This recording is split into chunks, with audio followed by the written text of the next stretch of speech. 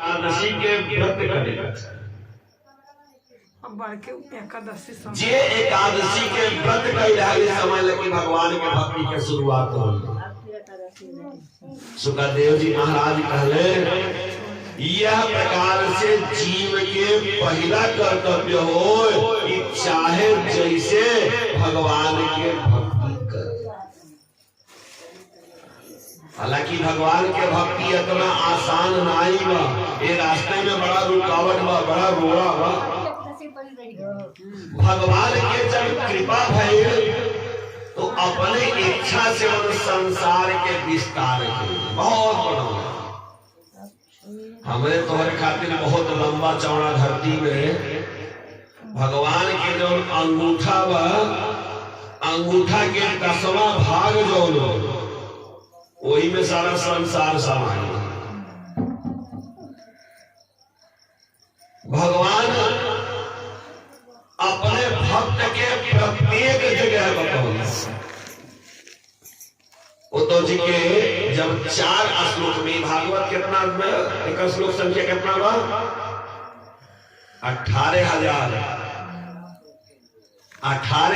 श्लोक के भागवत में। लेकिन सही भागवत 4 श्लोक में है ये अहमेव समवे आग्रे नान्यदयद सतम परम। भगवान कहले बाटे संसार में खाली हम ही है बाटे, हमरे अलावा कुछ नहीं। ऊपरी तौर से अगर देखबा तो तुम्हें लागी कि बद्री हो, बद्री के भाई हो, इनामनाथ हो, राम भेज हो, ये उनके परिवार हो, ये स्त्री हो, ये पुरुष हो, ये पुरनिया हो, ये लड़का हो, ये का हो ऊपरी निगाह हो। लेकिन अंदर से सबके अंदर भगवान समाये। जे भगवान के चिन्ह रहले से गेरुआ पहन के बैठल बा, जे भगवान के चिन्ह रहले से कितना सुंदर विधा गावत, उलारा गावता, चैतावर गावता, फगुआ गावता। और जे नाई भगवान के चिन्ह रहले से जिंदगी भर पहले के ना खत्म। तो भगवान सबके अंदर है। संसार में अगर तुहरे अजूर लौकत है दीपक ज्योति इन्हें कौन भेजेगा? कहाँ हो? भगवान हो, लक्ष्मी जी। तो जहां पर भी प्रकाश में वहां भगवान हुआ, और जहां पे प्रकाश नाई में वहां भगवान नहीं। सुखदेव जी महाराज कहले कि यही बात के, यही कथा के विदुर जी महाराज एक भागवत वहां चलत रहल, दूसरा भागवत कहाँ चलते नैमिषारण्य में, एक भागवत दूसरा भागवत कहाँ चलते नारद जी सुनौले धुंधकारी आदि के, तीसरा भागवत कहाँ चलते गोकर्ण सुनौले, चौथा भागवत कहाँ चलते राजा परीक्षित सुनते सुखदेव जी से, और 5वां भागवत कहाँ चलते विदुर जी महाराज मैत्रेय जी से सुनते। विदुर जी महाराज घर द्वार छोड़ रहे, धृतराष्ट्र के समझौले की देखा ही भाई के बेटे में होंगे तो काहे उनके हिस्सा तू छीने के चक्कर में पड़ल बटा। अरे बांट दे, जैसे त्योहार बेटे में बांटे वैसे उनके बेटे में बांटे, वो भाई के बेटे में हो, उन्होंने के कुछ हिस्सा दे रहा, अपनों दे रहा। धृतराष्ट्र नहीं मानी, अंत में विदुर जी निराश होके सब कुछ छोड़ के जंगल में चले गए। जंगल में चल गए, भगवान के ध्यान कर लगे, और भगवान के जब ध्यान कर लगे सोचे आखिर भगवान जो इतना सुंदर शरीर बनोले बने होने खातिर बनोले हैं। हमें लोग इतना सुंदर मुंह दहले, आंख दहले, नाक दहले, कान दहले, काहे खातिर दहले बताओ? सब जनी गावाला बड़ा सुंदर हमें याद है। तूने खूबे रचा भगवान खिलौना माटी का, तूने खूबे रचा भगवान तूने खूब रचा भगवान खिलौना माटी का, तूने खूब रचा भगवान खिलौना माटी का, तूने अजब रचा भगवान खिलौना माटी का, तूने अजब रचा भगवान खिलौना माटी का। आँख दियो प्रभु तरस करन को, आँख दियो प्रभु दर्शन करे को, आँख दियो प्रभु तरस करन को, आँख दियो प्रभु दर्शन करे को, कान दियो सुनो गान खिलौना माटी का, कान दियो सुनो गान खिलौना माटी का। तूने अजब रचा भगवान खिलौना माटी का, तूने अजब रचो भगवान खिलौना माटी का, तूने खूब रचा भगवान खिलौना माटी का, तूने खूब रचा भगवान खिलौना माटी का।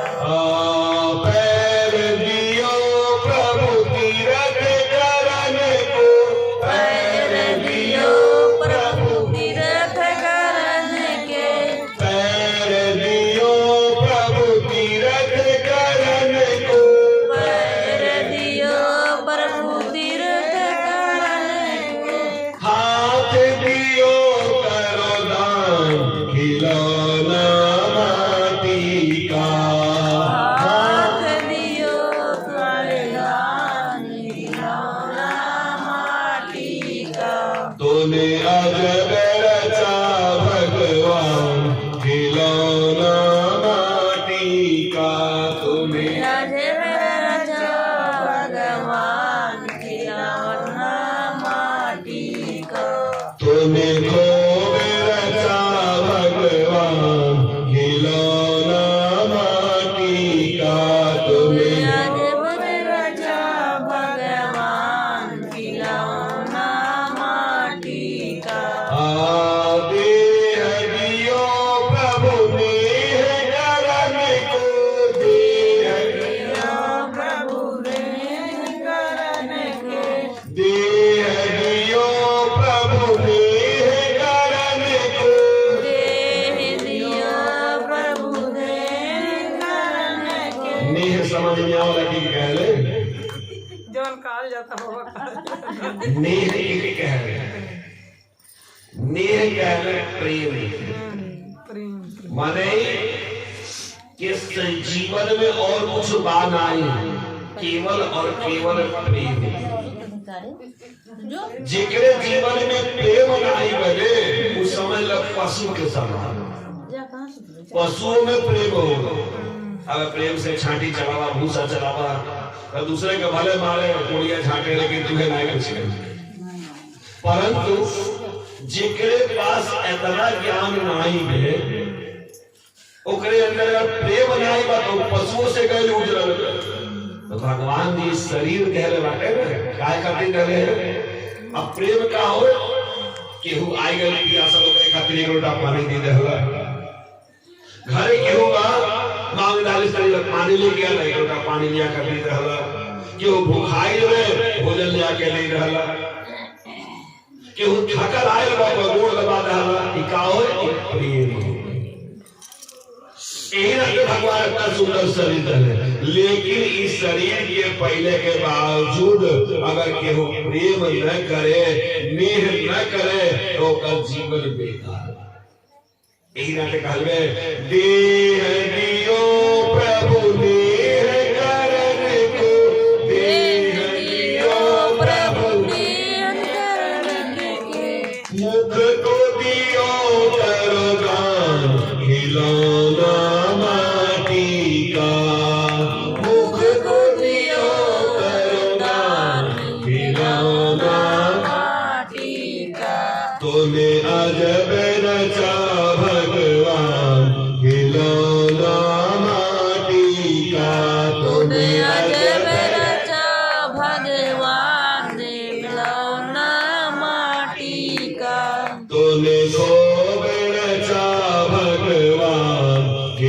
खिलौना माटी का तूने अजब रखा भगवान खिलौना माटी माटी का। प्रेम से वृंदावन बिहारी लाल की जय। तो विदुर जी महाराज मन में सोचे लगले का हमारा जीवन ऐसे ही बीत जाएगा। हे प्रभु, हे परमात्मा, क्या मेरे जीवन में कभी भी आपकी भक्ति नहीं मिलेगी? तो भगवान ने जैसे एक बड़े अच्छे संत होते हैं मैत्रेय जी महाराज, उनको भेजा, जाओ मेरा एक भक्त वन में है, बड़ा परेशान है, उसको मेरी कथा सुना दो। मैत्रेय जी आए, मैत्रेय जी को बिठाया अपने आश्रम में और हाथ जोड़ के पूछते हैं, प्रभु मैं भगवान की भक्ति करना चाहता हूँ, लेकिन तरीका क्या है? आप हमको वो बता दीजिए, आप हमको समझा दीजिए। मैत्रेय जी कहते हैं, भगवान की भक्ति के लिए किसी तरीके की आवश्यकता नहीं, खाली तुम्हारे मन में प्रेम हो। जब तक जीवन में प्रेम नहीं है तब तक आप भगवान की भक्ति प्राप्त नहीं कर सकते। प्रेम होना चाहिए। संसार में सबसे बड़ा सार तत्व क्या है? प्रेम। और भगवान प्रेम के बस में ही बार बार इस धरती पे आते हैं। भगवान का अवतार हुआ है। श्रीमद् भागवत में भगवान के 24 अवतार हुए। कितने हुए? 24 में से 2 अवतार प्रक्षिप्त अवतार, 22 बचे प्रक्षिप्त मतलब ब्राह्मण। किसी किसी को लगता है कि अवतार हुआ, किसी किसी को लगता है नहीं हुआ, तो 22 हो गए। उस 22 में से 12 अवतार जो है वह पुनर्अवतार है, अंशावतार है।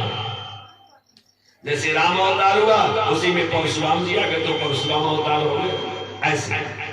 लेकिन 10 अवतार सबसे ज्यादा महत्वपूर्ण है और भगवान के 10 अवतारों की विशेष कथा। वैसे कथा तो 22 अवतारों की है, लेकिन 10 अवतार की कथा विशेष है।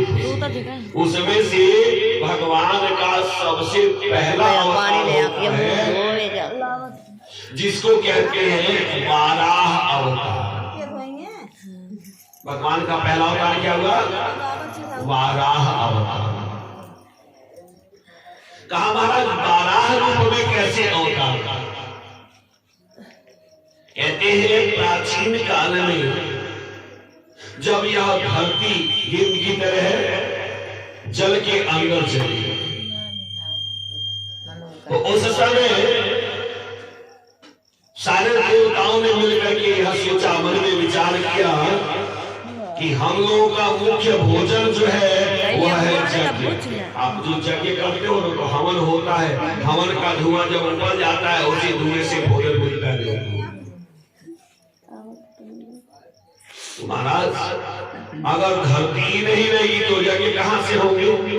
यज्ञ नहीं होगा तो देवताओं को भोजन नहीं मिलेगा। तो सारे देवता मिलकर ब्रह्मा जी के पास गए। ब्रह्मा जी ने कहा एक काम करो, हम सब लोग मिलकर के भगवान श्रीमद नारायण का ध्यान करते हैं। भगवान श्री नारायण का ध्यान करना शुरू किया, स्तुति करना शुरू किया। भगवान प्रकट हुए और भगवान प्रकट होते हैं कैसे? पहला अवतार हुआ वाराह अवतार, जंगली सुकर के रूप में अवतार। भगवान अपने अवतार के माध्यम से बताना चाहते हैं, भाई देखो ऐसा है, मैं सबके बीच में हूं और मैं सबके साथ हूं। किसी को हीन भावना से मत देखना, ये मत सोचना कि ये थोड़ा कम है या ये थोड़ा ज्यादा है, मैं सब में हूं। तो भगवान जल में प्रवेश करते हैं। उसी समय बहुत बड़ा एक राक्षस होता है जिसका नाम है हिरण्याक्ष। और हिरण्याक्ष सूते वाला सुना थी ने जब विचार किया, मन में सोचा भैया ऐसा है कि मुझे चाहे जिस प्रकार से धरती को बाहर आने नहीं देना है। धरती बाहर नहीं आएंगे जल से तो उसके बाद धरती पे यज्ञ नहीं होगा, जप नहीं होगा, पूजा नहीं होगा, तो देवता लोग ऐसे हार जाएंगे। परंतु भगवान की आगे किसी की नहीं चलती। भगवान जल के अंदर प्रवेश करते हैं अपने दाढ़ में, दो दांत लंबे लंबे, उसे दांत पे उन्होंने धरती को उठाया और लेकर ऊपर आ गया। अब हिरण्याक्ष वहां पे कूद के पहुंचता है गदा लेके और भगवान को बुला भला कहना शुरू करता है कि बताओ तो सही, अरे वन में जंगली जानवर दिखाई दे रहे हैं, जल में जंगली जानवर कहां से दिखाई दे रहे हैं? भगवान ने मन में विचार किया कि जो लोग संसार में कुछ अच्छा काम करना चाहते हो उन्हें दूसरे की बात पर ध्यान देना नहीं चाहिए। जब तक मैं इसकी बात पे ध्यान दूंगा तब तक मैं आगे काम कर लूंगा। कौन जाए इसकी बात पे ध्यान देना? बोलने दो, कितना बोलने दो। विदुर जी कहते हैं महाराज एक बात बताइए, ये हिरण्याक्ष आया कहां से? आखिर कहीं से तो आया होगा। किसका बेटा था ये हिरण्याक्ष? मैत्रेय जी महाराज कहते हैं कि महर्षि कश्यप की 13 पत्नी। कितनी? हाँ, हम लोग एक दो में ही परेशान हो जाते हैं, गाय पांच को कोई निकल जाता है। कश्यप जी की 13 पत्नी, उसमें से एक पत्नी का नाम है दिति और दूसरे का नाम है अदिति। तो अदिति से देवता लोग हुए और दिति से राक्षस हुए।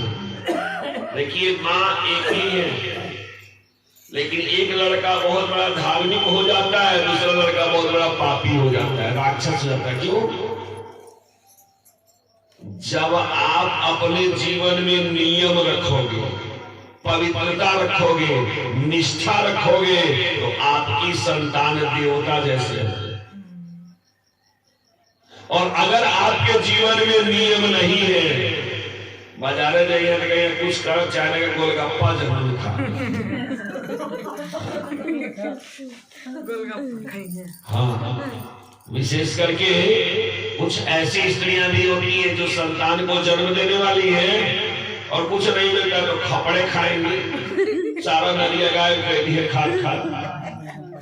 तो कैसा लड़का हो? माटी खाई है, कौन प्रकार से लड़का हो? अभक्ष भोजन करोगे जो नहीं खाना चाहिए, दूसरे का मांस खाओगे तो कैसा बच्चा होगा? तो राक्षसी बच्चा होगा। तो संयोग से एक बार महर्षि कश्यप काफी समय के बाद अपने आश्रम में आए तो दिति ने बड़े सुंदर ढंग से उनका स्वागत वगैरह किया। तो जब स्वागत कर दिया तो महर्षि कश्यप कहते हैं देवी मैं बहुत प्रसन्न हूँ, जो इच्छा हो वो मांगो। क्या चाहिए? पति का कर्तव्य है भाई पत्नी की इच्छा का सम्मान करे। वो पति कौन सा है जो पत्नी की इच्छा का सम्मान न करे? मांगो क्या चाहिए? कहते हैं महाराज दिति ने कहना शुरू किया,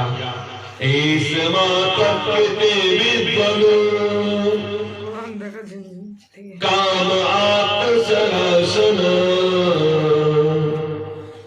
दोनों दीन विक्रम्य रंभामि ममतंगज तद्भवान दह्यमानाया सपत्निना समृद्धिभिः प्रजावती नाम भद्रं ते माया योक्ताम अनुग्रहम्। दिति ने कहा महाराज आज मैं चाहती हूँ कि आप मुझे संतान दे दीजिए। मेरी सारी शौक है, सबके पास संतान है, मेरे पास कोई संतान नहीं है। मैं चाहती हूँ कि आप संतान दो। स्त्री पति से नहीं मांगे, किससे मांगे? महर्षि कश्यप कहते देवी बात तो सही है, आपकी बात मैं काटूंगा नहीं, लेकिन एक बात बताओ, क्या आप आपको पता नहीं है कि यह जो समय है गोधूली बेला है। कहते हैं गोधूली बेला में, गोधूली बेला समझते हो? गोधुरिया, गौधुरिया। गोधुरिया में पानी नहीं पीना चाहिए। जिसने गुरु मंत्र लिया है गोधुरिया में पानी नहीं पीना चाहिए। खाने की बात तो बहुत दूर की। और उस समय अगर कोई स्त्री संतान की कामना करती है तो या तो गर्भ नष्ट हो जाता है या तो राक्षस संतान पैदा होती है।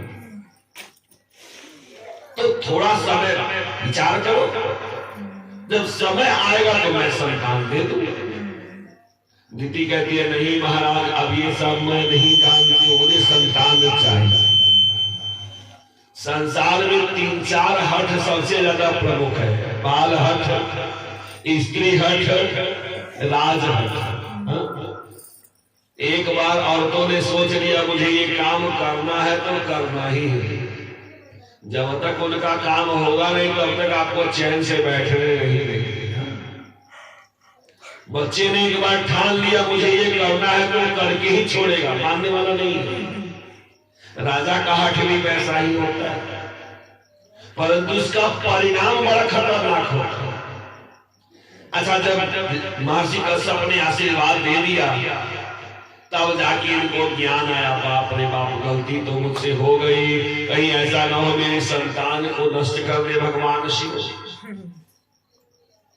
तो महर्षि कश्यप से प्रार्थना करके महाराज बहुत बड़ी गलती हो गई, लेकिन समझ नहीं पा रहे करूं तो क्या करूं। महर्षि कश्यप ने कहा देखो ऐसा है, आपने विचार नहीं किया, आपका मुंह झूठा था, हाथ झूठा था, निगाह भी दूषित थी, तो आपको उत्तम संतान कैसे मिलेगी। अब संतान बच्चे तो जुड़वा पैदा होंगे, लेकिन दोनों इतने बड़े राक्षस होंगे कि उनको मारने के लिए भगवान नारायण को स्वयं प्रकट होना पड़ेगा। प्रेम से बोले वृंदावन बिहारी लाल की। श्रीमद् भागवत महापुराणे परमहंस संहितायां तृतीय स्कंदे द्वितीय कश्यप चतुर्दशो अध्यायः। छोड़ दो, चला आरती बंद करो। सूता।